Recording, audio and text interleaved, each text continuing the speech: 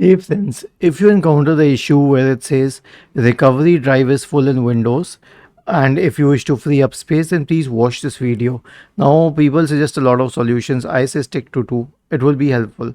Search for disk cleanup in the Windows search bar and open disk cleanup.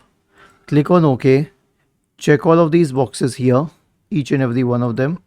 Click on OK and then click on delete files, and this will free up a lot of space and will fix your problem. But if it doesn't, then the second thing that you can do is to search for recovery in the Windows search bar and open recovery.